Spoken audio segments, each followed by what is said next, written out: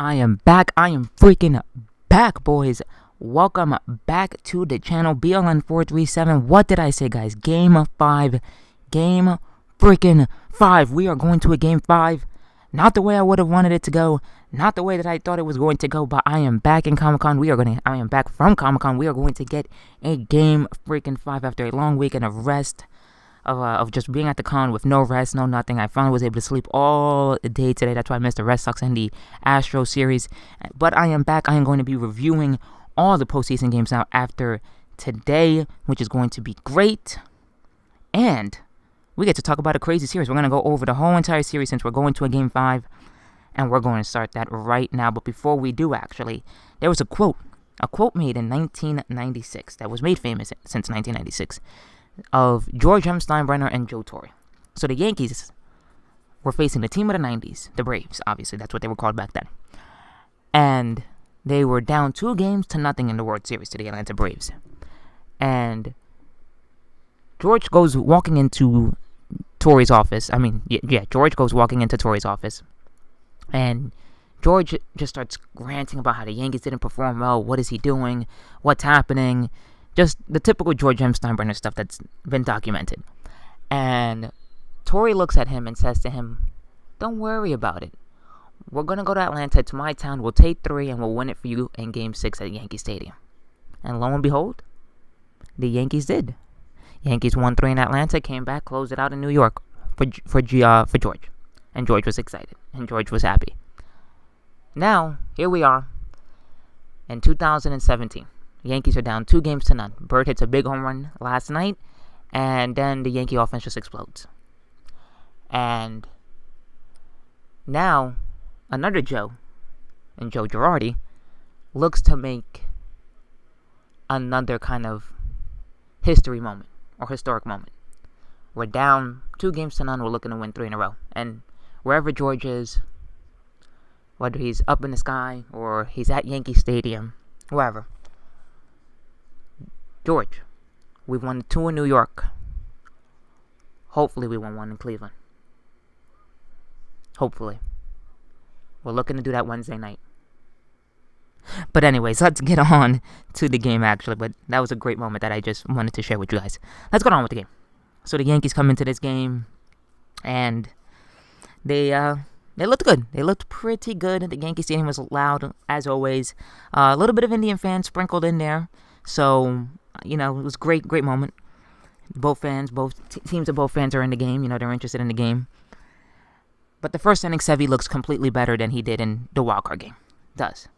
But let's just talk about the first inning in the sense of the Yankees offense.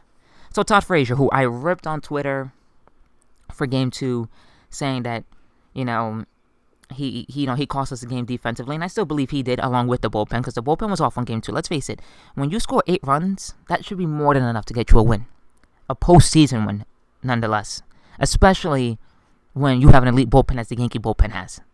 But both the bullpen and Todd Frazier let us down. Now, the bullpen let us down because Chad Green could not perform the magic he did in the wildcard game. You had D-Rob, who stayed in a little too long, in my opinion. You had Aroldis Chapman, who was great, so I'm going to give Aroldis Chapman his due. But then you had Betances, who was solid, but was just left in a little too long. But still, Betances, who complains that he wants the ball, that the reason why he hasn't performed well in the second half is because he hasn't been given the ball as much because there's so many other great Yankee relievers. You had a chance, man. This was your game. This was your second game, or this was the second day in a row you were being used, and you didn't perform up to standard, really, in game 2. I mean, you did, but you kind of didn't. And we'll get to Betances' outing later on today, or later on in the review. But I just want to say that first inning does not happen if Todd Frazier doesn't get that huge RBI double to left field. Now, listen, I still believe that it is somewhat his fault that we lost that game, along with the pen. And I'm not going to sit here and now say, well, Todd Frazier's the man. Todd Frazier is great. He still made 2 bad defensive plays. That cost us a loss because they had 3 errors in that game. 2 of them were by him. And it cost us the game, not a loss, but it cost us the game. And the bullpen didn't perform well. And when the bullpen doesn't perform well and you're making mistakes on top of the bullpen not performing well, yeah, I have to sit here and say it's on you and the pen. Not depend on multiple people, so that's technically the team as well. And this is a team game. But it's an individual sport. in the sense of an individual player can change the game. You know, one pitcher can shut down the whole entire lineup, and it's that one pitcher who really helped contribute to the win mostly, along with obviously a couple of runs by the team. But that's not what we're talking about. We're talking about Frazier's big double. It led to 3 more runs being driven in, 2 by Aaron Judge, and then the Yankees kind of just slowed down there in the 4th. Now, in that 3rd inning, that's when the Yankees were back at it again, doing some big-time damage. They came in the 3rd inning after Joe Smith was brought into the game, and they struggled. They didn't get any. They didn't struggle. They got in a run because they brought in Clevenger. Gardner got on base, and Urshela threw the ball pretty much. He pretty much overthrew the ball because he was looking to second base to try to get the out at second base. Overthrew the ball, and it cost them another run. So they were down 5-2-0. And Urshela made 2 big errors in this game. That first error, which caused Todd Frazier to get that RBI double, and then excuse me. And in that inning that I just mentioned with Brett Gardner. So he didn't have a great defensive game. It cost him. It did. He cost him 2 runs in that game. And yeah, that's the way that baseball works. You can't make mistakes in the postseason at all. You can't at all. But then the Yankee offense kind of slowed down, and Sevy kind of, had to pick up the rest of the game. And Severino was good, but I wouldn't say he was the great pitcher that we've seen of him. I don't know where people in baseball think that by giving up 3 runs and going 7 innings that's always a great start. Listen, it was a decent start. He did what he had to do, mainly because the Yankee pen was exhausted, and the Yankee pen is still exhausted. Yeah, he helped us not use the pen as much, which is great. And Severino did pitch better than he did in the wildcard game. This is the Sevy I thought we were going to see, rather than the Sevy we saw in the wildcard game. And, even though, like I said, even though he wasn't great, because to me, great is like, you give up 2 hits, 1 run, and 8 innings. But he had a solid start, which is what matters. A solid start. That's really what I should say. He had a solid start. He had 10 strikeouts, I believe. Maybe 9. I think it was 9 or 10. I don't remember. But one between those 2 numbers. His fastball was there. He had good fastball location. He had good off-speed location, which was a key for Sevy. Sevy can locate that changeup along with that nasty slider. He's devastating. He is absolutely devastating. And he pitched well. He went along and pitched 7 innings and 110 pitches, which was great. Exactly what you needed from Sevy. He gave us, by the time he left the game, it was, I think it was already 7-3 at that point in the game. Or if not, it was 6-3. One of the two. But the Indians they didn't fight. They didn't stop giving up. They kept coming back. Sanchez hit that big home run in the bottom of the 6th inning. So Sevy did stay in the game for the 7. Got, kind of struggled a bit. He gave up a single, then a strikeout looking. And that was great. And then one person got on, I believe, on an error as well, I believe, in that inning, if I'm correct. But Severino looked great, pitched great, got out of the 7th inning. Betances comes in, and Betances struggles. He gives up 2 walks. So there was runners on 1st and 2nd. And actually, it was Yan Gomes, I believe he had walked. He walked Yan Gomes and he walked Lindor. And then to me, I thought this game was gonna start to go all over the place, like in game 2. And I have to sit here and I have to say this. That inning, Betances talks about this and that about, I need to be given more innings. I need to pitch a little bit more in the games. Dude, you came in today and you walked 2 batters. You didn't look like yourself. Tommy Kahnle had to come in and save your butt. And I'm going to get to Tommy Kahnle in a minute. But Tommy Kahnle saved him in that game. So he owes Tommy Kahnle the world. He better be taking Tommy Kahnle out for freaking steak tonight or tomorrow going into game 5. Because that game could have got away from the Yankees and could have got away from the Yankees fast. But Tommy Kahnle comes in, strikeout. And it's like, whoa, that killed the Indians' offense. And the reason why that killed the Indians' offense, and I'm going to say the Indians' offense, and I'm going to say this is why I did. Everybody talks about, oh, well, the Indians still have the better team. Yeah, the Indians still have the better team, but let's not forget, they brought in one man this offseason, one man, to take them over the hump because that offense still wasn't enough for most of the teams in baseball. or at least for the Cubs, I should say. And that is Eddie Encarnacion. Losing Eddie Encarnacion, just like I said, the Twins losing Miguel Sano is huge. Now, I mentioned in my prediction video, I believe, for this series, that guys like Jay Bruce, guys like Ramirez were going to be big key factors to this series if they can hit. And Ramirez hasn't been able to hit at all, and Lindor's done what Lindor's needed to do. But I forgot to mention Edwin Encarnacion until the end. And now I feel completely stupid for not mentioning him at the beginning or at all throughout the whole entire video. Because clearly we are starting to see the impact that Edwin Encarnacion has on this team. He drives in their runs. He is their run producer, and they have missed their run producer. Jay Bruce has been great, but you still need that big power threat, that big guy in the middle of your lineup, and that's Eddie Encarnacion. And like I said, we can talk all day about how bad the Indians' pitching has been the past 2 nights and how bad they've been pretty much this whole series except for the Bauer start. But at the end of the day, it still falls on Edwin Encarnacion not being able to play to me as well. And it was shown today. But Tommy Kahnle comes in the game, and he comes into Bobby Roode's glorious theme song. And I know some of you guys, Yankee fans, in the ballpark were singing along to it. I heard it literally right before they went on commercial break and he was coming in. I heard the song, and then right when they came back from break, I heard the song, and I heard people singing the song. So you Yankee fans, you guys are slick. I heard it all Comic-Con weekend, and I'll admit, there was a whole bunch of people cosplaying him, by the way, at Comic-Con, and they legit were playing the theme song, and the theme song is so catchy, even I had to sing along to it. So you Yankee fans singing along to it, I get it. But anyways, Tommy Kahnle was simply, and since he used that theme song, he was simply glorious. He was glorious in his performance today.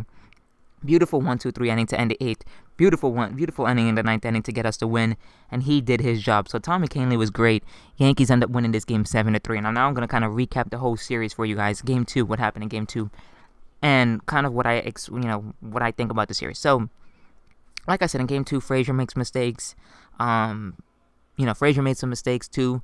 Bullpen obviously did not perform well. The Cleveland Indians they beat us up. Now, the one takeaway that I take away from that game is that the Yankees have been able to hit pitching. Were able to hit good pitching in that game, which was Corey Kluber. Now, will that happen again? I don't know. This is like a trap game for the Indians, where I think a lot of people expect the Yankees to lose this game to Kluber because Kluber is just going to be so dominant, so brilliant.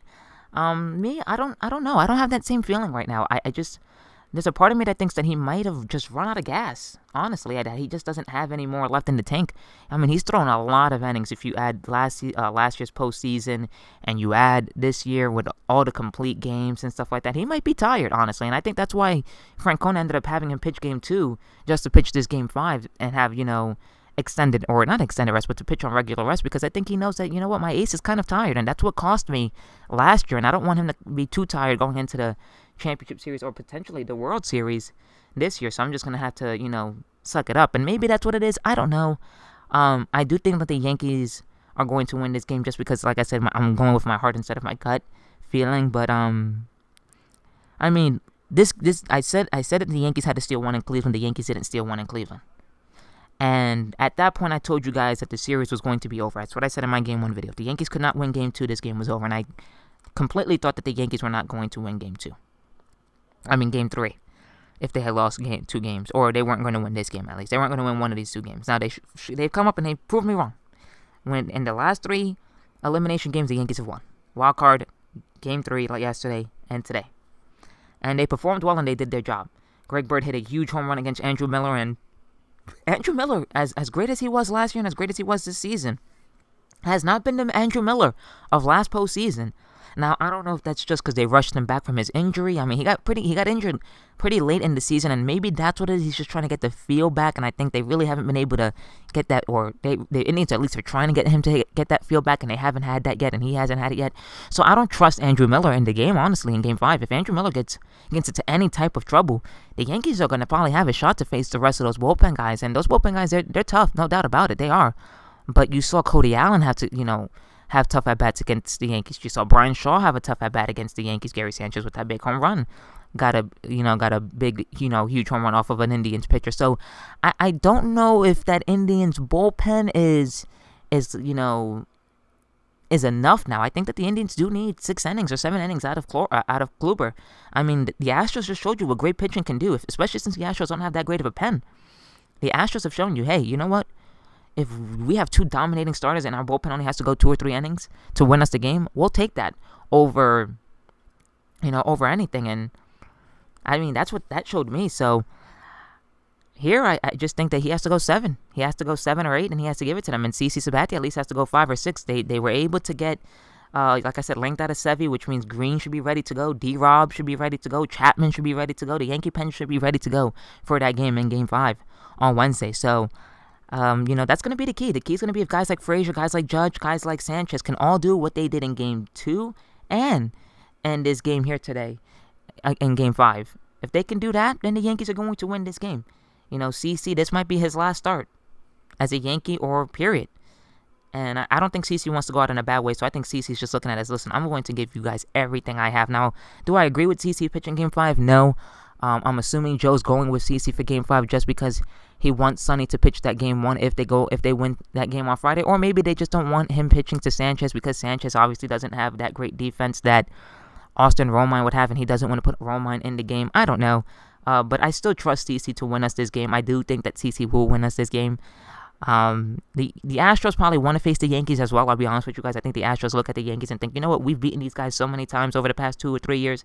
We'll be able to do it again, And the Yankees have struggled against Houston. So I'm not even going to sit here and say that, I think that, it's a great matchup for the Yankees because the Yankees have to prove to me that they can beat Houston in a big playoff series. And we'll see. I mean, the Yankees did it in 2009 against the Angels when they had trouble with the Angels, and maybe they'll be able to do it with Cleveland. And yes, I did hit a big home run. This game was exciting, that Hanley Ramirez hit there. But this game was exciting. But let me get back to the side note. But the side note is that, listen, I'm going with the Yankees, obviously, to win this game on Wednesday. I said the Yankees would win in 5. We got to 5 in a unique way where the Yankees took 2 in New York instead of taking 1 in Cleveland like I thought they needed to. And overall, you know what? The bullpen has been better in the past 2 games. The offense woke up. I told you guys that in Game 1, I was at the end. The Yankees offense looked like they had picked it up, and they showed it in Game 2, but they just couldn't. They had nothing to show for it after 6 innings, and the bullpen struggled, and they had nothing to show for it yesterday. But besides the Bird home run, but it looked like that Bird home run got them going again, and lo and behold, they scored 7, and they scored 7 here, and they looked good. They looked absolutely good. But guys, we got one more game left in this series, Game 5. I will be watching that Game 5. I will be watching the National League games tomorrow, so I'll definitely be able to review some National League games for you guys. I'm excited for that, and thank God that the con is over because I was exhausted. But anyways, guys, if you guys like this video, make sure to leave a like down below. Comment as well. Let me know what you guys think about Game 5. Who's going to win Game 5? What do you think will happen in Game 5? And if you are new, don't forget to subscribe, and I'll see you guys in the next video.